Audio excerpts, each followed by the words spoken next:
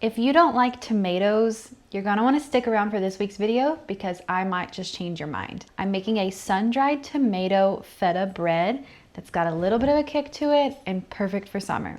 To start this bread off, I have 1 cup of buttermilk, but it's a makeshift buttermilk. I've mentioned before with buttermilk that if you don't have any, you can use lemon juice and whole milk and let it set for a few minutes before you need to use it to make your own buttermilk, and that's what I did here.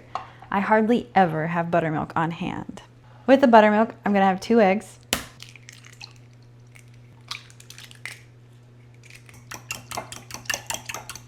I put the eggs and milk aside for now. We're gonna mix together our dry ingredients, and there's a lot of flavors going on. I have some freshly chopped parsley I just grabbed from my herb garden. It smells amazing. And then also to the flour bowl, I have some garlic powder, salt, dried basil, and some freshly cracked black pepper.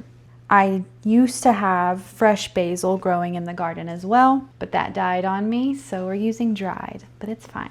And then also add 1 tablespoon of sugar, baking powder, and baking soda. Whisk these together. I need a little bit of a bigger bowl, no big deal. Just adding this to here before the next step. And then we're going to use a pastry cutter to cut in butter. And just cut the butter until there's about pea-sized bits of butter still left throughout the flour mixture. Before we add in the egg mixture that we beat together, I have 2 different types of cheeses here. Some Feta crumbles and then freshly grated Parmesan cheese. The main flavor within the bread will come from the Feta cheese. The Parmesan is just an accessory at the end of the day. We're at the final stage of adding all the ingredients together. I'm going to pour in the buttermilk and egg mixture. And to that mixture, I have about 1/3 cup of chopped up sun-dried tomatoes in oil. My secret ingredient to make the bread a little spicy is about 1 teaspoon of chili crunch oil. You can do more or less depending on your spice preference, but be careful because a little goes a long way. That's it, it's all mixed together. Pouring it into my loaf pan, and I'll bake it for about 45 minutes to an hour until the center comes out clean. She's out of the oven. The house smells amazing. Let's give her a slice.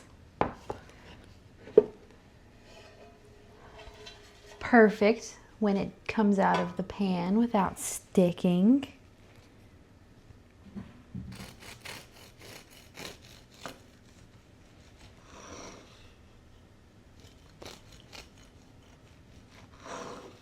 See that beautiful crumb on the bread. This was perfect because you don't have to rise with yeast. You don't have to knead the dough. I'll be sure to drop this recipe for you guys to try. It's perfect to take to any party. Your guests will love you. The host will love you. It's a great appetizer bread. Put a little butter on it or have it as is. But thank you guys so much for watching. Don't forget to like and subscribe so you don't miss next week's video.